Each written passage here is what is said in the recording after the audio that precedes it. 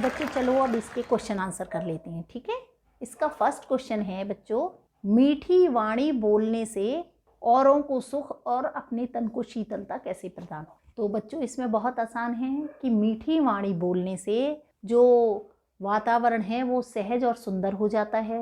जिस वक्त हम अच्छी बातें कर रहे होते हैं तो माहौल भी अच्छा होता है ना, तो है ना, होता है ना, पॉजिटिव वेव्स होती हैं। हम बहुत अच्छे वातावरण में बात कर रहे होते हैं तो कितना अच्छा सा माहौल बन जाता है।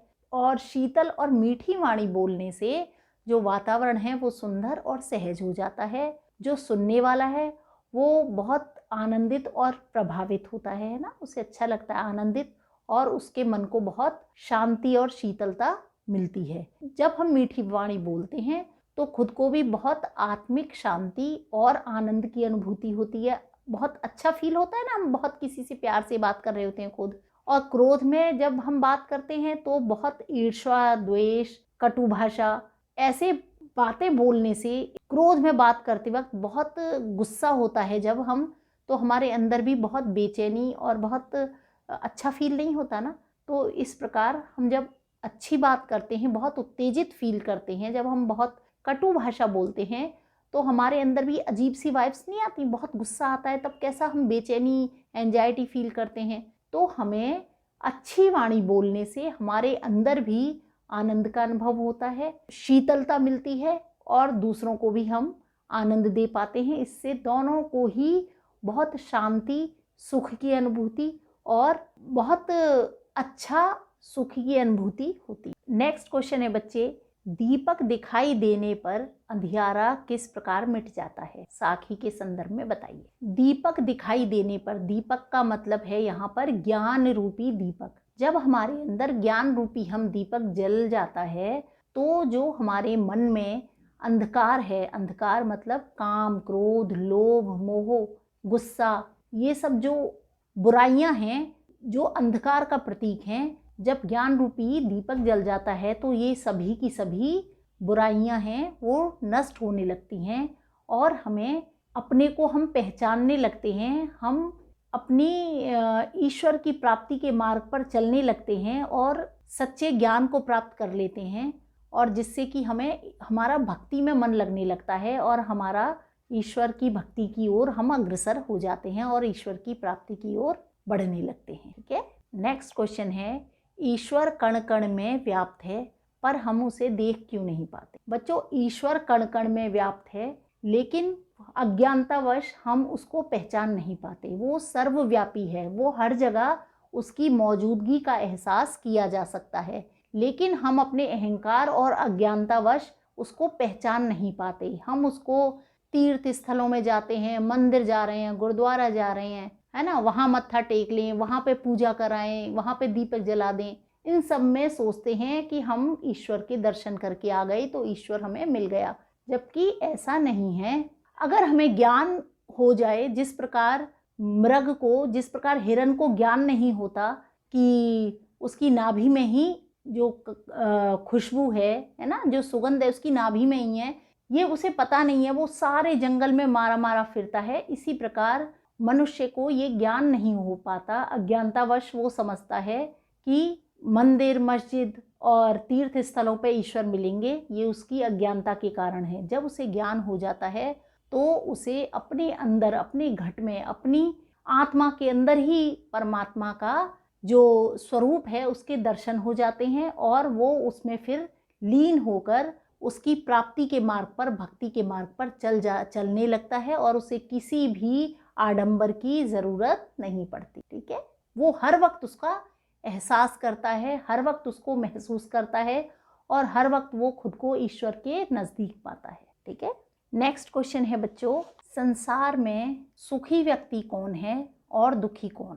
यहाँ सोना और जागना किसके प्रतीक है, इनका यहाँ पर प्रयोग क्यों किया गया है स्पष्ट। यहाँ बच्चों बताया, कबीरदास जी ने बताया गया है कि जो व्यक्ति खाने और सोने में लीन है, मतलब जो सांसारिक सुखों में खोया हुआ है, सांसारिक सुखों में लिप्त है, उसमें मगन है, वो वास्तव में, वो अपने को सुखी मान रहा है लेकिन वो वास्तव में सुखी नहीं है। वो इसमें लीन है, वो ईश्वर भक्ति से बहुत दूर है, वो इस जो नश्वर संसार है इसको ही सब कुछ मानता है ना, और अपने सांसारिक जो सुख हैं और अपने खाने पीने में और इन भोगों में मस्त रहता है, तो उसको सुखी कहा गया है।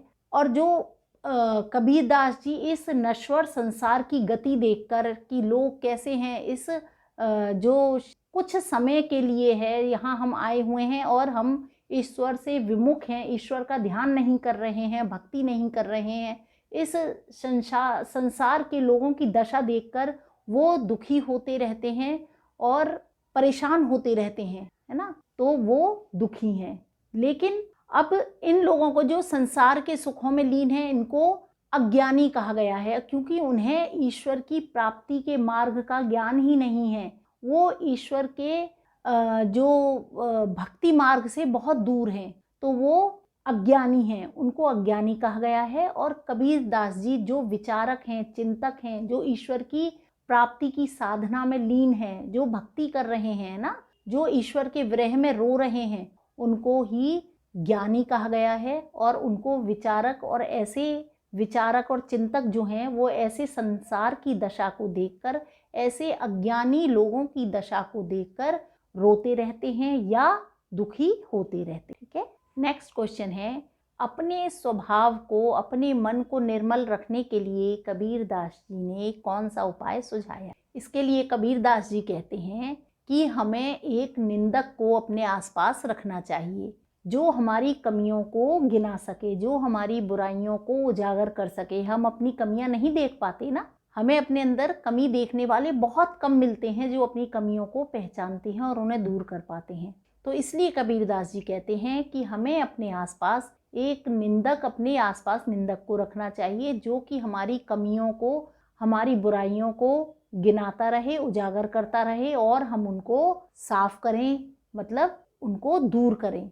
जब हम अपनी बुराइयों को दूर करते रहेंगे तो हमारा मन कैसा हो जाएगा? एकदम साफ और निर्मल हो जाएगा। और निर्मल मन ही ईश्वर की भक्ति में लगता है, और निर्मल मन जब सारी बुराइयां दूर हो जाती हैं, वही ईश्वर की ओर अग्रसर हो पाता है, भक्ति मार्ग पर चल पाता है। तो एक निंदक रखना हमारे लिए बहुत फायदा देता है और बहुत हमारे लिए लाभकारी है। ठीक है, नेक्स्ट क्वेश्चन है बच्चों, एके आशिर पीव का पढ़े सुपंडित होए। इस पंक्ति द्वारा कवि क्या कहना है? इसके द्वारा कवि, जो कबीरदास जी हैं, वो बताना चाह रहे हैं कि आप कितना ही ग्रंथ पढ़ लें, कितने ही शास्त्रीय ज्ञान प्राप्त कर लें, आप उससे कोई पंडित नहीं हो जाता, या उसका ये सब ग्रंथ पढ़ना सार्थक नहीं है। मतलब इतनी सारी शास्त्रीय पोथियां और बड़ी बड़े पुराण पढ़ने से वो ईश्वर की प्राप्ति का अधिकारी नहीं हो जाता। जरूरी नहीं है कि उसे ईश्वर प्राप्त हो। ईश्वर प्राप्ति के लिए तो केवल प्रिय का, पीव मतलब यहाँ पे प्रयोग हुआ है, पीव मतलब प्रिय, परमात्मा, परमात्मा की भक्ति का, उससे प्रेम का केवल एक अक्षर, मतलब निर्मल मन से हमने ईश्वर को जान लिया, वही काफ़ी है। उसके लिए हमें कोई भी शास्त्र और शास्त्रीय ज्ञान की आवश्यकता नहीं है। केवल प्रेम से परमात्मा का एक अक्षर भी हमने पढ़ लिया, वही ईश्वर की भक्ति मार्ग के लिए हमारे लिए काफ़ी है, और हमें उसी मार्ग से हम ईश्वर की प्राप्ति कर सकते हैं। उसके लिए किसी बड़े बड़े ग्रंथों को पढ़ने की आवश्यकता नहीं है। नेक्स्ट क्वेश्चन है बच्चों, कबीर की उद्दत साखियों की भाषा की विशेषताएं बताइए। अब इनकी भाषा की विशेषताएं क्या हैं? जो कबीर जी की भाषा है वो पूर्वी जनपद की भाषा भी कहा जाता है।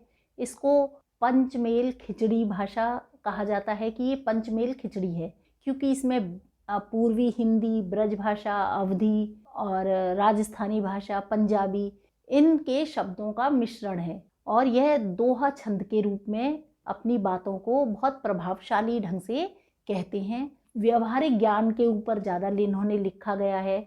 इनकी जो भाषा है उसमें अलंकारों का काफ़ी प्रयोग किया गया है, और बहुत सहज और सुबोध, मतलब सरल और जो समझ में आ जाए, सरल और सुबोध भाषा का प्रयोग किया गया है।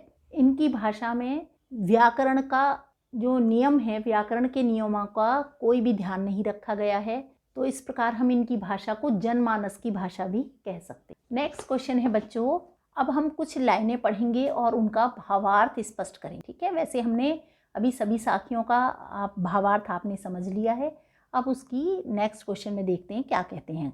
विरह भुवंगम तन बसे मंत्र न लागे कोई। विरह भुवंगम कहते हैं सर्प को। विरह मतलब वियोग। तो जब ईश्वर वियोग रूपी, जब परमात्मा से मिलन के लिए, परमात्मा के विरह में परमात्मा को प्राप्त करने के लिए जो विरह रूपी, जो हमारी तड़प है, विरह रूपी सर्प हमारे अंदर वास करता है, तब कोई मंत्र नहीं लगता। मतलब कोई दवा या कोई उपचार काम नहीं करता। मतलब एक बार ईश्वर प्राप्ति के लिए हम अपने अंदर जो लौ लगा लेते हैं, ईश्वर प्राप्ति के लिए जब हम बेचैन हो जाते हैं, ईश्वर प्राप्ति के लिए उसके वियोग में जब हम तड़पने लगते हैं, तब कोई भी मंत्र, कोई भी दवा, कोई भी उपचार काम नहीं आता। अर्थात हमारे ये एक बार ईश्वर की प्राप्ति के मार्ग पर चलने के बाद हमें कुछ भी उसका कुछ नहीं सूझता। आदमी सुदबुद होकर उसकी प्राप्ति के मार्ग पर चलने लगे। ठीक है, नेक्स्ट है बच्चों, कस्तूरी कुंडली बसे मृग ढूंढे बन माही। हमने पढ़ा था कि हिरण की नाभि में कस्तूरी होने पर भी, उसका ज्ञान नहीं होने पर, वो पूरे वन में उस खुशबू के लिए, उस सुगंध के लिए मारा मारा फिरता है। इसी प्रकार मनुष्य जो है अपने घट, अपने आत्मा के अंदर, अपने अंदर बैठे हुए परमात्मा को पहचानता नहीं है और उसकी प्राप्ति के लिए, उसको ढूंढने के लिए जगह जगह तीर्थों, मंदिरों में और अन्य स्थानों पर मारा मारा फिरता। नेक्स्ट है बच्चों, जब मैं था तब हरि नहीं, अब हरि है मैं नाही। ये हमने पढ़ा था। मैं का यहाँ पर क्या मतलब है? मैं का मतलब है अहंकार। तो जब अहंकार का भाव हमारे अंदर है, जब तक हमारे अंदर अहंकार है, तब तक हमें ईश्वर की प्राप्ति नहीं हो सकती। अर्थात मतलब क्या है? अहंकार और ईश्वर एक साथ नहीं रह सकते। तो जब तक हमारे अंदर अहंकार है, हमें ईश्वर की प्राप्ति नहीं हो सकती, हम भक्ति मार्ग पर नहीं चल सकते। और जब हरि है तब मैं नाही। जब हमारे अंदर ईश्वर, हमने ईश्वर की भक्ति शुरू कर दी, जब ईश्वर है तब हमारे अंदर अहंकार रह ही नहीं सकता।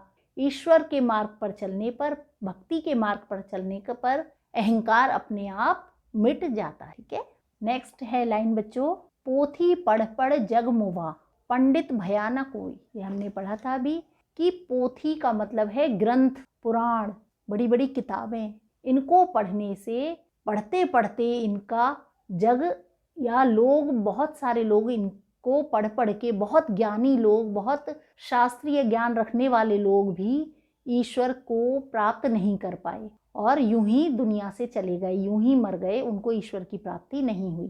केवल ईश्वर प्राप्ति के लिए प्रेम का, अर्थात ईश्वर भक्ति का एक अक्षर पढ़ना ही काफ़ी है। पूरे ग्रंथ और किताबें पढ़ने की, ज्ञानी होने की कोई आवश्यकता नहीं है। केवल ईश्वर प्रेम का ज्ञान होना चाहिए, ईश्वर भक्ति का ज्ञान होना चाहिए। तो अपने ईश्वर को प्राप्त करने के लिए केवल एक ईश्वर से प्रेम का एक अक्षर ही पढ़ना काफ़ी। ठीक है, तो आज के हमारे क्वेश्चन आंसर हमने कर लिए कबीरदास जी जो साखी चैप्टर के। नेक्स्ट वीडियो में हम लोग नेक्स्ट इसका चैप्टर करेंगे। ठीक है, तब तक के लिए बाय बाय। वीडियो पसंद आई हो तो लाइक सब्सक्राइब जरूर करें। ठीक है, ओके।